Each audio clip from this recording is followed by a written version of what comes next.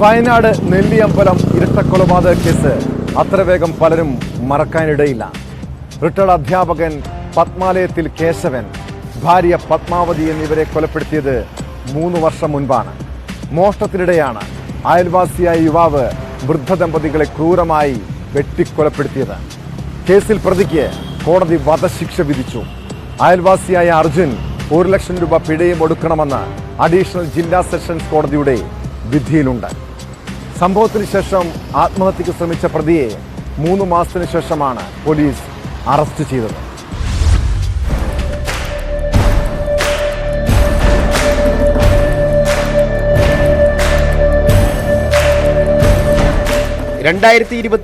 June 10 ദമ്പതികളായ retired അധ്യാപകൻ കേശവനെയും ഭാര്യ പത്മാവതിയെയും മോഷണ ശ്രമത്തിനിടെ അർജുൻ വെട്ടിക്കൊന്നത്. നെല്ലിയമ്പലത്തെ വീട്ടിൽ വെട്ടേറ്റ നിലയിൽ അയൽവാസികളാണ് ദമ്പതികളെ ആദ്യം കണ്ടത്. വയറിനും തലയ്ക്കും വെട്ടും കുത്തുമേറ്റ കേശവൻ സംഭവ സ്ഥലത്ത് മരിച്ചു. നെഞ്ചിനും കഴുത്തിനുമിടയിൽ കുത്തേറ്റ Padmavathi Wayanad government medical college ആശുപത്രിയിൽ ചികിത്സയിലിരിക്കെയാണ് മരിച്ചത്. പനമരം നീർവാരം സ്കൂളിലെ കായിക അധ്യാപകനായിരുന്നു മരിച്ച കേശവൻ. സംഭവം കഴിഞ്ഞ് 3 മാസത്തിന് ശേഷം സെപ്റ്റംബർ 17 പ്രതി അയൽവാസിയായ നെല്ലിയമ്പം കായക്കുന്ന് കുറുമ കോളനിയിലെ അർജുൻ അറസ്റ്റിലാവുന്നത്.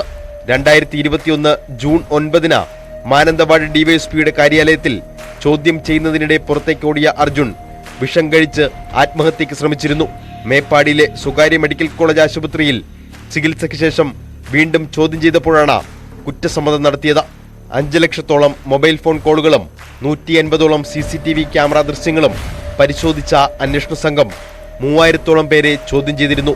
അന്വേഷണ ഉദ്യോഗസ്ഥനുൾപ്പെടെ 74 സാക്ഷികളെയാണ് വിസ്തരിച്ചത്. 181 രേഖകളും 38 തൊണ്ടുമുതലുകളും പ്രോസിക്യൂഷൻ കോടതിയിൽ ഹാജരാക്കി. കഴിഞ്ഞ ഡിസംബർ 20 കേസിന്റെ വിചാരണ പൂർത്തിയായത്. മോഷണം പോയ ഒരു ഫോണ് ഇതിൽ 65 സാക്ഷിയായി വിസ്തരിച്ച ഒരു അച്ഛനമാരുടെ ഫോൺ മോഷണം പോയതിനെ സംബന്ധിച്ച അന്വേഷണത്തിൽ ആ ഫോൺ റിക്കവറി ചെയ്യും. ആ ഫോണിൽ ഈ പ്രതിയുടെ സിം ഇട്ട് വിളിച്ചതായിട്ട് കോടതിക്ക് ബോധ്യം വരികയും ചെയ്തു. അന്വേഷണ ഉദ്യോഗസ്ഥർക്ക് ബോധ്യം വന്നു. അതിന്റെ വെളിച്ചത്തിൽ തുടർന്ന് അങ്ങോട്ട് നടത്തിയ അന്വേഷണത്തിലാണ് പ്രതി അറസ്റ്റ് ചെയ്യപ്പെട്ടത്.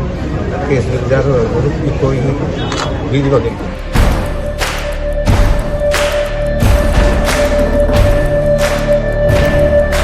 കൊലക്കുറ്റത്തിന് വധശിക്ഷ വിധിച്ച കോടതി വീട്ടിൽ അതിക്രമിച്ച് കയറലിന് 10 വർഷം തടവും 1 ലക്ഷം രൂപ പിഴയും, തെളിവ് നശിപ്പിക്കലിന് 7 വർഷം തടവും 1 ലക്ഷം രൂപ പിഴയും വിധിച്ചിട്ടുണ്ട്.